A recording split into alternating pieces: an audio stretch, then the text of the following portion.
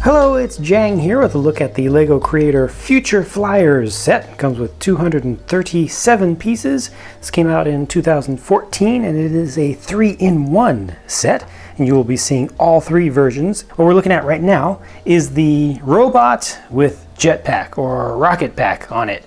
And I think it looks pretty funny and cool at the same time. It has a little bit of retro sci-fi kind of look to it, I'd say, and it's actually built up pretty nicely and has some interesting features to it. To me, the coolest thing is actually what they've done for the head, and specifically the face, I would call it, because to me the tube that you can see through the transparent piece there is the eye. Very, very clever. Something that you normally wouldn't see if it wasn't a transparent piece. But this is all on a ball joint, so you can actually turn the head. It actually kind of looks kind of expressive, like it's interested in whatever it's looking at. And you can move it around a good deal, even tilt it to the side a little bit, so it definitely feels like it has some life. A really nice range of motion here for the upper arm. The lower arm, the forearm, doesn't move quite as much. You can get pretty much almost 90 degrees right there, but you can't go too far. I guess, yeah, it's not too bad. Just have to kind of work with the limitations of each joint together. But then it also has these hands, which are pretty expressive. And you've got 3 independent fingers here and the thumb that allow you to get into that thumbs up kind of look. You can also put it into a pointing pose, and the whole thing is able to rotate about the wrist. So just one single joint there, but let's see how that can kind of be made to look like it's pointing you right there. So yeah, lots of things that you can do as far as posing this thing is concerned. The legs are a little bit limited, mostly because of the kind of combination knee and ankle joints that they use here. Now, these are able to move forward and back quite nicely, but they don't rotate much. They only rotate just a little bit, and they also can kind of shimmy or just twist a little bit side to side. And that limited amount of twisting makes it so that you unfortunately cannot keep the feet completely flat on the ground for something like this. For just a normal standing pose with the legs splayed, you have to bring the legs together to get them to be all flat. But you can put this into a walking pose, and to actually make that really work properly, you kind of have to bend this back so it's kind of on the toe there. But that is a good looking walking pose, I think. You just get enough range and enough balance with it.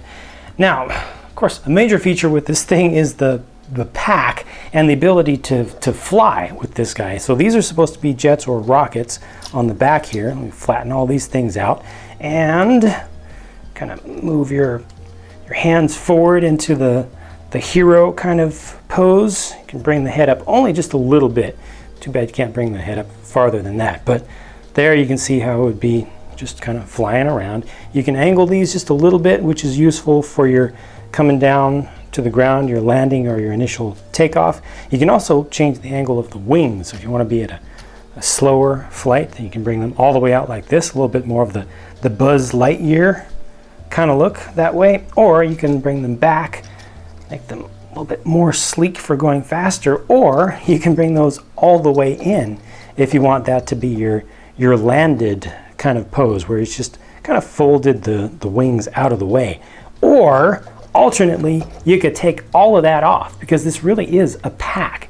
It really is attached onto his back. They do design this to come out, but it has so much clutch power in there. It's being held in by, I think, one too many bricks or one too many plates.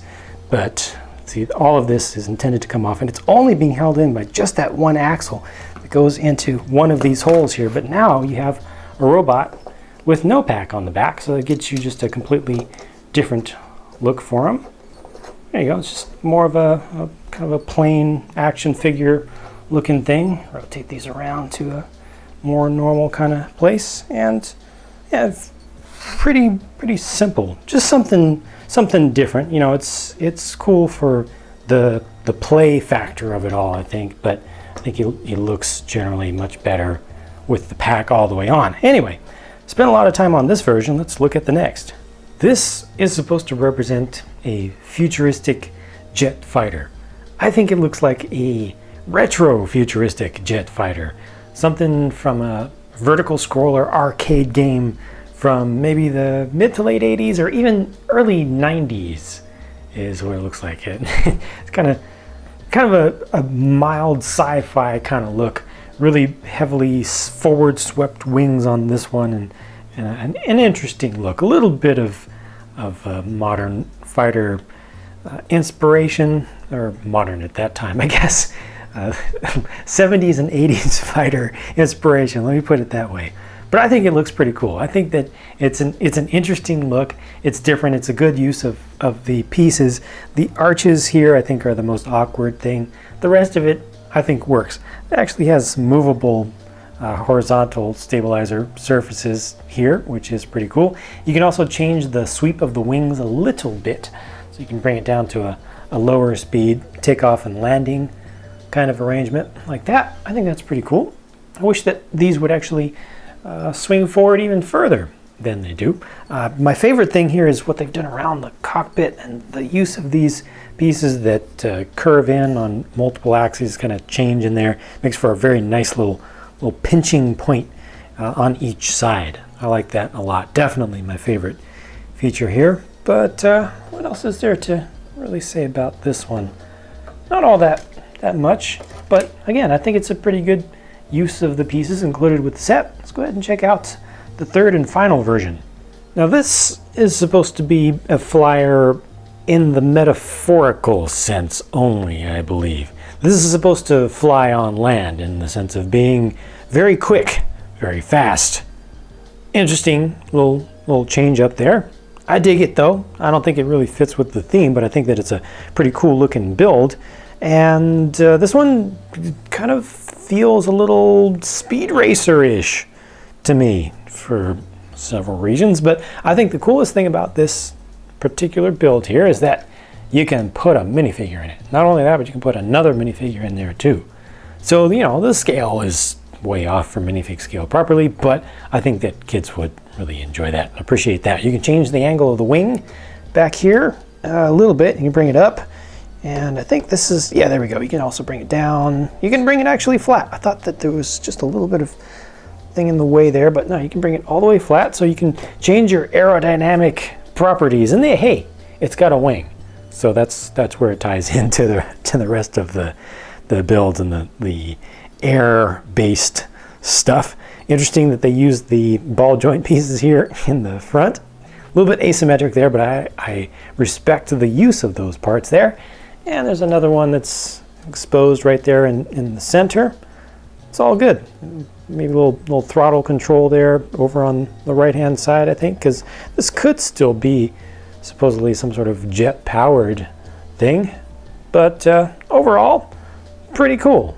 Pretty cool little alternate build. Overall, this was a very fun set, very creative. I actually appreciate the fact that none of the builds are based on anything that actually exists in real life. You know, it just makes it a little bit more fanciful and kind of helps to bolster the imagination also of kids, I think. And it's just fun. It's just, I can kind of feel some of the excitement and the joy of the designer of the set, just discovering new things and coming up with new ideas and just creating this, really creating it from scratch. I can sense some of that, even though it's all, you know, it's all been done in the past now, and there are instructions and everything. Definitely my favorite build of this set is the main build, the robot itself, which makes sense. Obviously, they're going to put their best foot forward and feature that, but the other two builds I like also. I like both of them. I like the jet, I like the car, I'd say equally. I wouldn't say I have a least favorite in this set. I think that everything that they've done with this one is pretty good and just positive. Let me know what you think about the set on the whole, and if you have a favorite build out of these three. Thank you for watching. Be sure to check the video description for answers to the most frequently asked viewer questions. I've got more videos to bring you, so I'll be talking to you again soon.